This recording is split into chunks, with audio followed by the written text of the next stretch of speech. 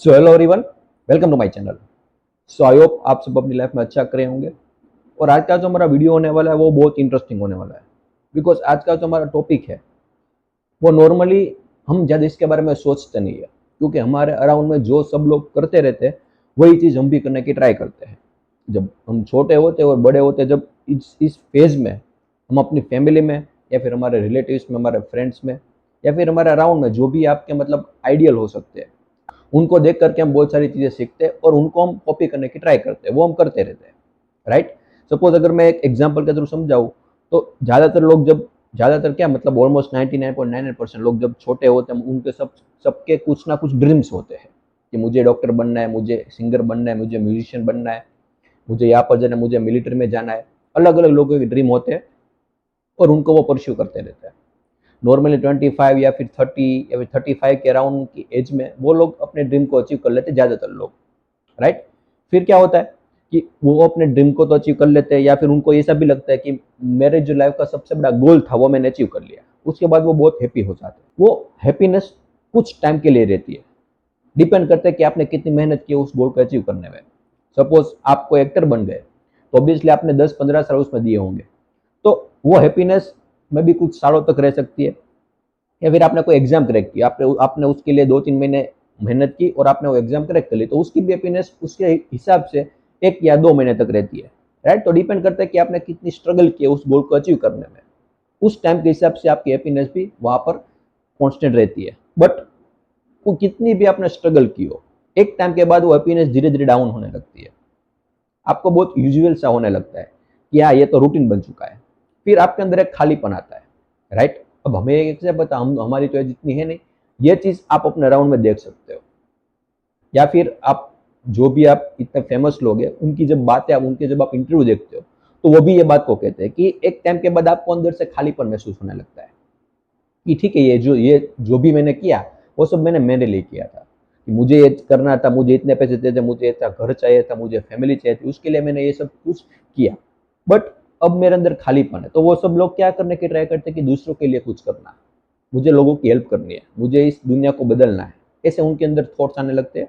फिर उनके हिसाब से वो कुछ उस तरीके का काम करने लगते हैं। वो अगेन वो डिपेंड करेगा कि आपकी कैपेसिटी कितनी है। सपोज कोई बहुत ही रिच है तो वो डोनेशन करेगा कोई स्कूल में, या फिर कोई भी जिसको बहुत ज़्यादा पैसों की नीड है वहाँ पर वो मतलब वो डोनेट करेगा।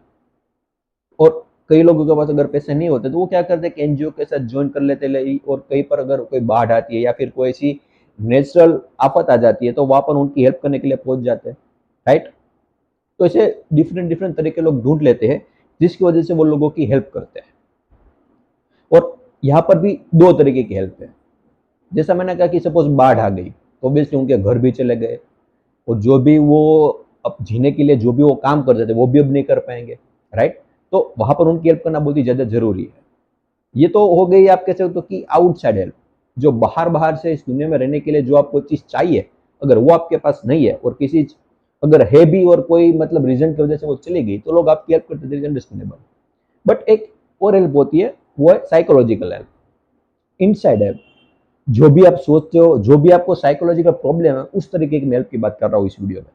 वो ज्यादातर लोग करने की ट्राई करते हैं। तो अब यहाँ पर जेके क्या कहते हैं कि एक तो तरीका है कि आप लोगों की हेल्प करते रहो इस तरीके से, अलग अलग तरीके से। सपोज आपने किसी को मतलब पैसे दिए, कोई आपसे भीख मांगने है और आपने उनको पैसे दिए। अब उनको क्या लगा कि भीख मांगने से पैसे मिल जाए तो मेहनत क्यों करूं मैं। तो यहाँ पर आपने क्या किया, उसकी जो हैबिट थी मतलब वो आपने चेंज कर दी। अब वो कभी कमाएगा ही नहीं, क्योंकि आप एक बार पैसे मिले, 2 बार मिले तो वो उसकी उसको हैबिट लग जाएगी मुझे मेहनत करे बिना पैसे मिल रहे। राइट। और यहाँ पर दूसरा रास्ता क्या हो सकता है कि सपोज आप कुछ ऐसा करो जिसकी वजह से वो खुद ही अपनी हेल्प करने लगे।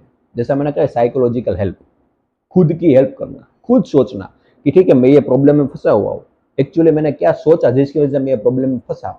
बिकॉज पहले तो ये प्रॉब्लम थी नहीं। उस वक्त मेरी स्टेट ऑफ माइंड क्या थी और अब इस वक्त क्या है, दोनों में चेंजेस क्या है।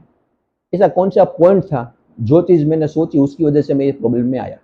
जब वो खुद इस तरीके से एनालिसिस करने लगे तो उनको किसी की हेल्प की नीड ही नहीं है as far as psychological help is concern.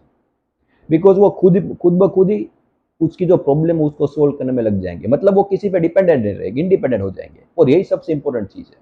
Because जब भी आप किसी पे डिपेंडेंट हो रहे हो आप अपनी हैप्पीनेस, आप अपनी लाइफ उनके हाथ में दे रहे हो, बिकॉज जो भी वो कहेंगे वो आप करोगे।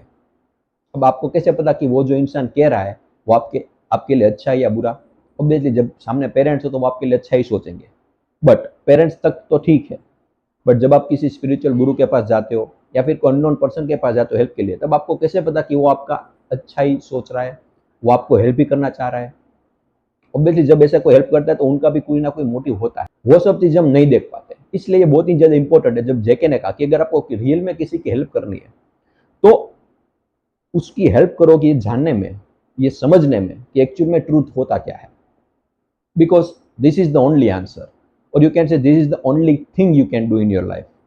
कि एक तो तरीका कि आप लोगों की हेल्प करो अलग तरीके से, जैसे मैंने कहा कि आउटसाइड वर्ल्ड में वो नेसेसरी भी है, वो आप करो, उसके में कोई प्रॉब्लम नहीं है। बट आपको अगर ऐसा लग रहा है कि मैंने उनकी लाइफ बदल दी, दैट इज रॉन्ग, बिकॉज पैसे तो उसको मिल गए, बट यहाँ पर जो गरीबी है वो नहीं जाएगी, बिकॉज उसके पास पैसे भी होंगे तो दूसरे दिन सब वो खर्च कर देगा, अगर यहाँ से वो गरीब होगा तो, राइट? तो यहाँ से अगर किसी को अमीर बनना है तो ये चीज समझनी बहुत ही, मे बी वो ऐसा हो सकता है कि वो अल्टीमेट ट्रुथ तक ना पहुंच पाए, बट उस पाथ पे चल के उसको कुछ तो सीखने को मिलेगा, कुछ तो ऐसी अपने माइंड के बारे में चीजें वो जानने को मिलेगी जिसकी वजह से वो अपनी प्रॉब्लम को खुद ब खुद सोल्व कर पाए, जिसकी वजह से वो इंडिपेंडेंट बन पाए, राइट? तो ये सब छोटी छोटी चीजें बहुत ही ज्यादा इंपॉर्टेंट है।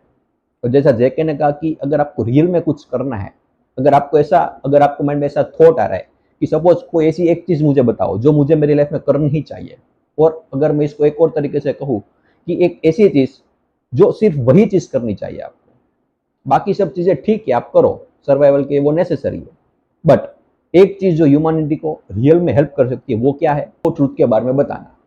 अब यहाँ पर दो प्रॉब्लम हो सकती है। एक इंसान है जिसको ट्रूथ में कोई इंटरेस्ट ही नहीं है, मतलब आप उनको कहोगे कि देखो ये ट्रूथ होता है, ये इस तरीके से इसको ऐसे समझते हैं, तो वो आपसे बात ही नहीं करेगा। वो सीधे ऐसे कहेगा मैंने पूछा तुमसे, क्यों फालतू में ज्ञान दे रहे हो? सिंपल सी बात।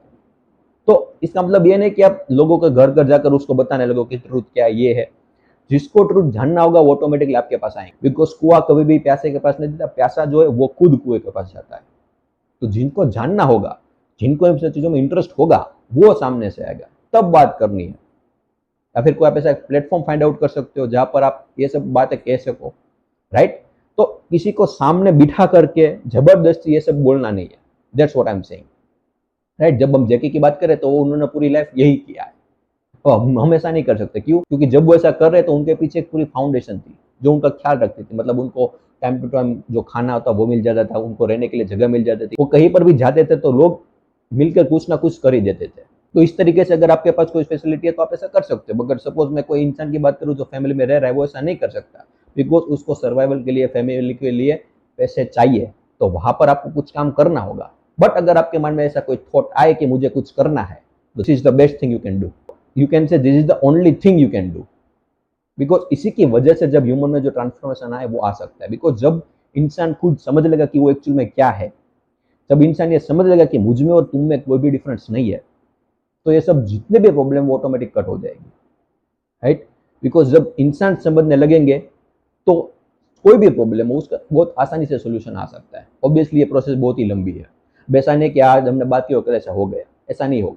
बहुत लंबी प्रोसेस है ये, इतने सारे लोग हैं, और ज्यादातर लोगों को ये जानना ही नहीं है, बिकॉज उनके मन में ऐसा ऑलरेडी चल रहा है कि मुझे सब पता है, जो भी इस दुनिया में जानने लायक है मुझे सब पता है, और जो मैं कर रहा हूँ वो सही है। जब ये बात उनके माइंड से निकल सकती है तब वो कुछ नया जान सकते हैं। सो आई होप कि आपको समझ में आया जो भी मैं इस वीडियो के थ्रू कन्वे करना चाहता था। जैसा मैंने कहा कि according to JK, the only thing you can do is to spread the truth, और जिनको इंटरेस्ट है उनको बताना, सब लोगों को बताने की नीड नहीं है। सो आई होप कि आपको समझ में आया। फिर भी कोई भी क्वेरी, कोई भी डाउट हो तो बिल्कुल मुझे कमेंट सेक्शन में बता सकते हो। And thank you so much for watching this video.